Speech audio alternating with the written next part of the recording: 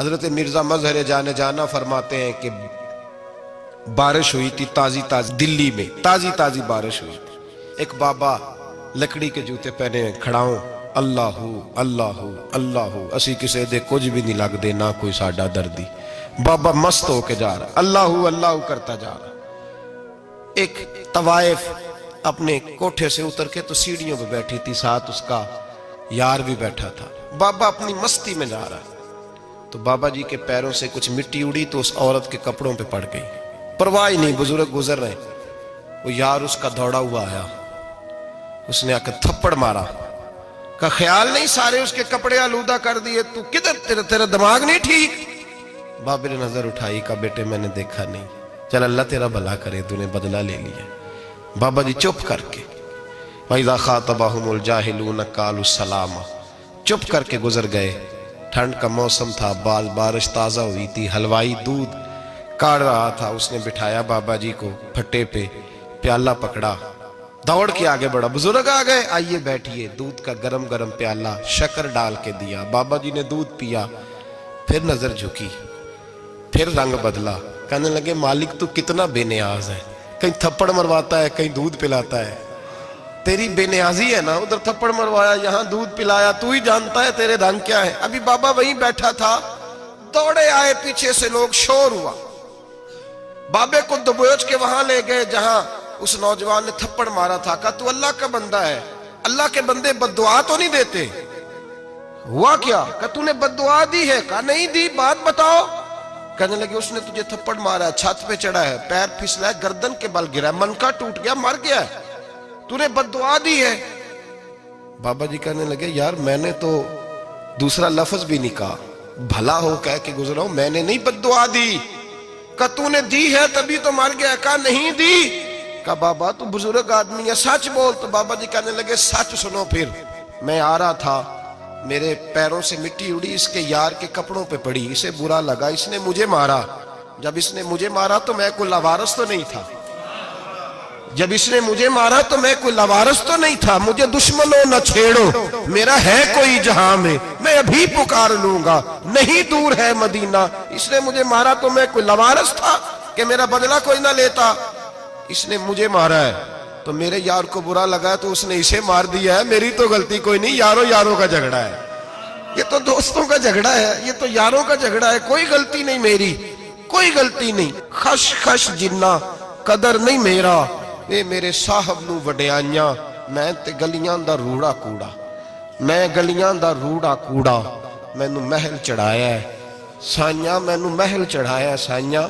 فرمایا اس نے مجھے لاوارث سمجھا تھا کہ تھپڑ مار کے گزر جائے، میرا کو پوچھے گا ہی نہیں. میرے رسول پاک علیہ السلام کے بارے میں رب فرماتا ہے ابھی میں تو تیرے ہوتے ہوئے کافر کو سزا نہیں دیتا کہ تو موجود ہے. یاد رکھیں حضرت فضیل بن عیاض فرماتے ہیں ایک جوان تھا، مسجد میں آیا، لوگوں سے کہنے لگا روٹی کھلاؤ.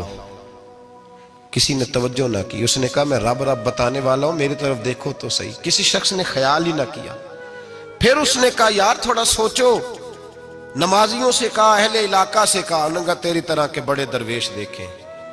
مسجد کے محراب میں وہ رب کریم کا بندہ انتقال کر گیا. جب فوت ہو گیا نا، لوگوں کا مزاج ہے بیمار کو دوائی نہیں دیتے، جنازے پہ وقت پہ پہنچ جاتے. جب کوئی گر رہا ہوتا ہے تو سہارا کوئی نہیں دیتا، جب کوئی گر جاتا ہے، ٹانگ ٹوٹ جاتی ہے تو تیمارداری کو زمانہ پہنچ جاتا ہے. اور بزرگ وہ نوجوان اللہ کا نیک بندہ مسجد کے محراب میں فوت ہو گیا. حضرت فضیل ابن عیاض کہتے ہیں امام صاحب نے اعلان کیا چندہ دو، کوئی لاوارث فوت ہو گیا، کفن دینا. چندہ کٹھا ہوا، کفن خریدا، جنازہ پڑا. عشاء کے بعد دفن کر کے آئے. فجر کی نماز کے لیے جب امام اور مؤذن مسجد میں آئے تو چیخیں مارنے لگے، تڑپنے لگے. دور دور تک آوازیں پھیل گئی، دنیا دوڑی آئی. کیا ہوا؟ کہنے لگے وہ جو تم نے کفن پہنایا تھا وہ یہاں پڑا ہوا ہے، اور دیکھو کفن پہ تحریر لکھی ہے.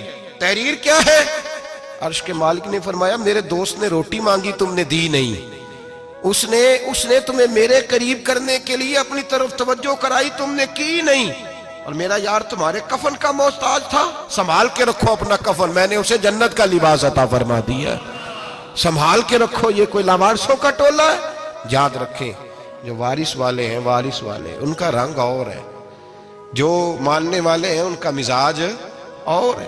اپنی زندگی لوارثوں کی طرح نہیں گزارے، تھوڑا سا ادھر گیا تھا تو پھر تھوڑا سا ادھر گیا تھا تو تھوڑا سا، یہ کیا بات ہوئی، یہ کیا بات ہوئی؟ اپنے آپ کو، اپنی نسبت کو، اپنے عقیدے کو مضبوط رکھیں۔ 1 انچ کے لیے اعلیٰ حضرت فاضل بریلوی رحمت اللہ علیہ کے مکان کی دیوار گر گئی، ایک کونا مکان کا، آپ جانتے ہیں پرانی دیواریں چھوٹی ہوتی تھی اور بارشوں میں اکثر گھروں کی دیواریں گری ہوئی ہوتی تھی، ایک سائیڈ کی دیوار گر گئی تو اس کونے میں ہندوؤں کا گھر تھا۔ اب مستری صاحب رات کو آئے، ان سے بات ہوئی تو کہنے لگے سویرے کام شروع کروں گا۔ کہا 1-2 صاحب نے کہ ہندوؤں کا گھر ساتھ ہے اور وہ دشمن بھی بڑے زیادہ ہیں تو رات کو ہی ہو جائے۔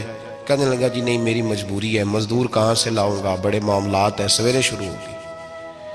اب رات کو مولانا ظفر الدین بہاری علیہ رحمہ کہتے ہیں بچے مدرسے کے، باقی سارے لوگ، سب کو جمع کیا گیا، چونکہ اس طرف سے تھوڑا خطرہ تھا ہندوؤں کی جانب سے۔ کہا جناب یہ بڑے دشمن ہیں اسلام کے، تو اس طرح کرو کہ 2-3 بچوں کی ڈیوٹی لگائیں یا کچھ لوگوں کی یہاں رات کو پہرا دیا جائے، ٹھنڈ بھی بڑی زیادہ تھی، کھڑا ہونا بھی مشکل تھا۔ اعلیٰ حضرت رحمت اللہ علیہ عشاء کی نماز کے بعد جلدی حجرہ خاص میں تشریف لے جاتے تھے۔ اس رات جب دیکھا نا باہر شور ہو رہا ہے تو اسی طرح سر پہ ایک رومال لپیٹا تو باہر آ گئے، کہنے لگے کیا شور ہے؟ کہا حضور سردی ذرا زیادہ ہے تو یہاں کسی کی ڈیوٹی لگانی ہے پہرے کی۔ 2 منٹ خاموش رہے، پھر فرمانے لگے کوئی ضرورت نہیں، جاؤ سو جاؤ سارے جا کے، کوئی ضرورت نہیں، جاؤ اپنے اپنے گھروں کو، کوئی حاجت نہیں، پہنچ جاؤ۔ کہا حضور مہربانی کرے، وہ طے ہونے لگا تھا۔ فرمایا میری وجہ سے کیوں کوئی ساری رات بیدار رہے، جاؤ تمہیں کہا نا آرام کرو۔ لوگ سو گئے۔ صبح فجر کی نماز پڑھ کے اعلیٰ حضرت رحمت اللہ تعالی علیہ جب سیڑھیاں اتر رہے تھے رضا مسجد کی، تو وہ جس ہندو کی جانب سے زیادہ خطرہ تھا وہ سیڑھیوں پہ بیٹھا تھا، مسجد کی سیڑھیوں پہ۔ سب لوگوں کی توجہ ہو گئی، کہنے لگا مولانا میں کلمہ پڑھنے آیا ہوں، مجھے کلمہ پڑھا کے مسلمان کر دو، میں کلمہ پڑھنے آیا ہوں، مسلمان کریں۔ لوگوں کی توجہ، اعلیٰ فرمانے لگے نہیں ابھی تو انتظار کر، تھوڑی دیر کے اچھی طرح سوچ لے، جذباتی فیصلہ نہ کر کہ تو آ رہا ہے۔ یہ کہہ کے جب 2 سیڑھیاں نیچے اترے اس کے پاس سے تو اس نے پیر تھام لیے، کہنے لگا اب ایسے تو نہ کرو، رونے لگا۔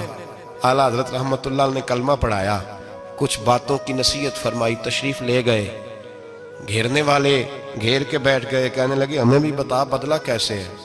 کہنے لگا دیوار گر گئی، آدھی رات کے وقت، آدھی رات تک انتظار کرتا رہا، پہرے دار کوئی نہیں، تو 2 تلواریں لے کر جب میں ان کے مکان کی جانب بڑھا، میں نے کہا آج گردن کاٹوں گا اور کاٹ کر کے نکلوں گا۔